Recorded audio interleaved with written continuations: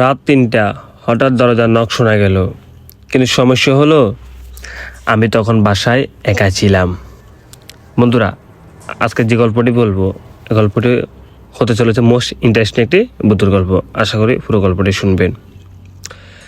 ঢাকার এক পুরনো বাসায় থাকতো রায়হান। নতুন চাকরির জন্য সে শহরে এসেছে, তাই একটা ফ্ল্যাট ভাড়া নেয়। প্রথম রাতে কিছু অদ্ভুত জিনিস সে লক্ষ্য করে। রাত ঠিক ৩টা বাজে, টক টক শব্দ, দরজায় কেউ যেন নক করেছে। প্রথম রাতে সে ভাবলো ভুল শুনেছে। দ্বিতীয় রাতেও একই ঘটনা।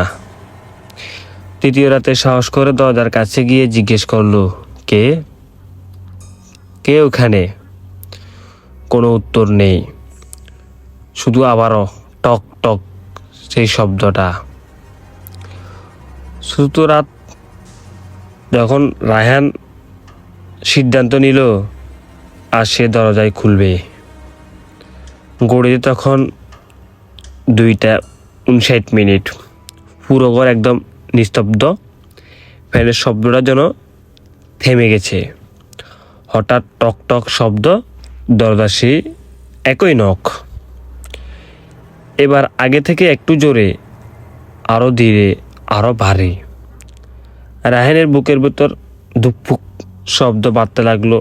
তার ভিতরে ভয়ভীতি কাজ করতে লাগলো। সে ধীরে ধীরে দরজার কাছে গেল, চোখটা পিপ হোলের কাছে নিয়ে তাকালো। কেউ নেই, কিন্তু পিপ হোলের কাছে হালকা কুয়াশা জমে আছে, যেন কেউ খুব কাছ থেকে শ্বাস নিচ্ছে। রায়হান হঠাৎ পেছন সরে গেল। তার গা শিউরে উঠল, কিন্তু কৌতূহল ভয়কে হারিয়ে দিল। ধীরে ধীরে কাঁপা হাতে সে লক খুলতে লাগলো। ক্লিক করলো, দরজা আস্তে আস্তে খুলল। কোটি কাটোর শব্দ, কেউ কেউ একটা শব্দ হতে চলেছে। বাইরের অন্ধকার, করিডোরে একটা বাতিও জ্বলছে না, কেউ নেই। কিন্তু তার চোখ হঠাৎ নিচের দিকে গেল। মেঝেতে একটা ভেজা পায়ের চাপ, তারপর আরেকটা, তারপর আরো একটা, যেন কেউ পানিতে ভিজে হাঁটছে। রায়হান ভয় পেয়ে দরজা বন্ধ করতে গেল।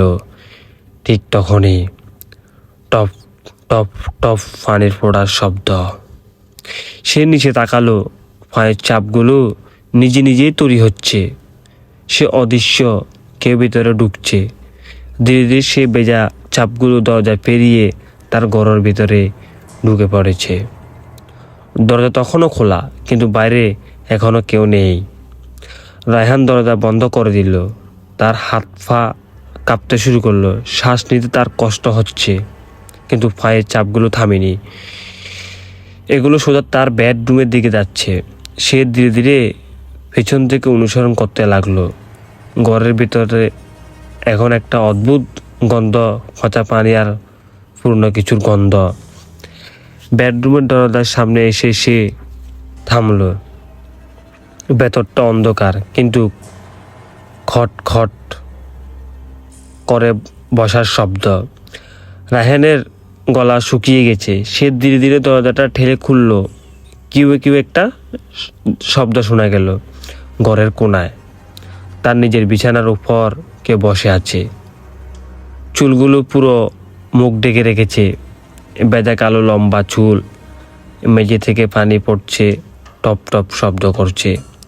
রায়হান কাঁপা গলায় বলল, কে তুমি? কোনো উত্তর নেই, শুধু মেয়েটার ধীরে ধীরে মাথা কাত করলো। তার চুলের পাক দিয়ে কিছু একটা নড়লো, তারপর ধীরে ধীরে মাথা তুলল। রায়হান জমে গেল ভয়ে। মেয়েটা মুখে কোনো চোখ নেই, চোখের জায়গায় শুধু কালো ফাঁকা গর্ত। মুখটা অস্বাভাবিকভাবে প্যাকাশে, ঠোঁট একদম নীলছে, আর মুখের কোণে জমাট বাঁধা রক্ত। মেয়েটা ধীরে ধীরে হাসলো, একটা বিকৃতি ঠান্ডা হাসি। তারপর খুব নিচু, এখন কর্কশ গলায় বলল, তুমি দরজা খুলেছ? ঘরের বাতাস হঠাৎ ঠান্ডা হয়ে গেল। রায়হান নড়তে পারছে না। তার পা যেন মেঝেতে আটকে গেছে। মেয়েটা ধীরে ধীরে বিছানা থেকে নামলো।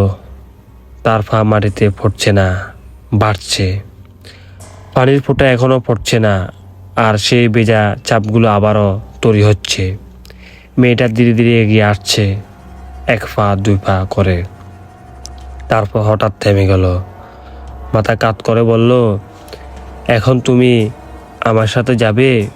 রায়ান হঠাৎ চিৎকার করতে চাইল, কিন্তু তার গলা দিয়ে কোনো শব্দ বের হলো না।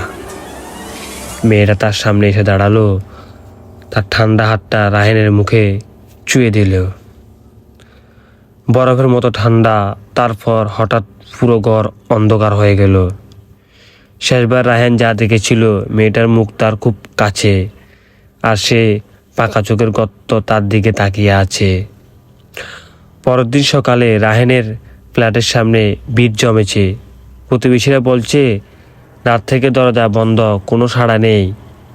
একজন সাহস করে দরজা ধাক্কা দিল, ধাম ধাম একটা শব্দ হলো, কোনো উত্তর নেই। শেষমেশ তারা দরজা ভেঙে ফেলল। দরজা খুলতে ঘরের ভিতরে এক অদ্ভুত ঠান্ডা বাতাস, আর সে একই গন্ধ, পচা পানি আর পুরনো কিছু গন্ধ। মেঝেতে ভেজা পায়ের চাপ, যেন কেউ পুরো রাত হাঁটাহাঁটি করেছে। কিন্তু রায়হান নেই। তার ফোন বিছানার পাশে পড়ে আছে, লাইট অন, সব কিছু স্বাভাবিক, শুধু মানুষটাই নেই। হঠাৎ একজন চিৎকার করে উঠল, এদিকে দেখো। সবাই দৌড়ে বেডরুমে গেল। দেওয়ালের দিকে তাকিয়ে সবাই জমে গেল।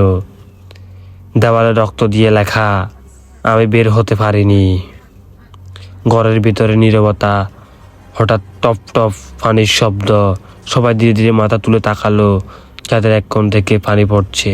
আর সেই পানির সাথে সাথে ধীরে ধীরে দেখা গেল একটা হাত, কালো পচা ভেজা হাত, চাঁদ পেটে যেন বের হয়ে হাঁটছে। তারপর ধীরে ধীরে পুরো শরীরটা নিচে নামতে লাগলো। সে একই মেয়ে, চুল ভেজা, মুখ ঢেকে রেখেছে, আর সে ভয়ঙ্কর উপস্থিতি। সবাই চিৎকার করে পালাতে গেল, কিন্তু দরজা নিজে থেকে বন্ধ হয়ে গেল, ধাম ধাম একটা শব্দ হয়ে। ঘরের ভিতরে সবাই আটকা পড়ে গেল। মেয়েটা ধীরে ধীরে মাথা তুলল। এবার তার চোখের গর্তগুলো থেকে কালো পানি পড়ছে। সে ফিস ফিস করে বলল, একজন্য আজ সবাই। হঠাৎ পুরো ঘর অন্ধকার হয়ে গেল। কয়েকদিন পর পুলিশ এসে ফ্ল্যাটটা খুলে দেখে ঘর একদম খালি, কেউ নেই। শুধু দেওয়ালে নতুন একটা লেখা, দরজা খুলো না, রাত 3টা। আর দরজার বাইরে করিডোর, নতুন ভেজা পায়ের চাপ, যা ধীরে ধীরে অন্য একটা ফ্ল্যাটের দরজার সামনে গিয়ে থেমে গেছে। আজ রাত 3টা যদি তোমার দরজার নখ পড়ে, মনে রেখো, ওইটাই মানুষ না। বন্ধুরা, গল্পটা যদি ভালো লাগে অবশ্যই কমেন্ট সেকশনে কমেন্ট করে জানাবেন। আর এরকম যদি আরও গল্প শুনতে চান অবশ্যই আমাকে কমেন্ট সেকশনে কমেন্ট করে জানাবেন।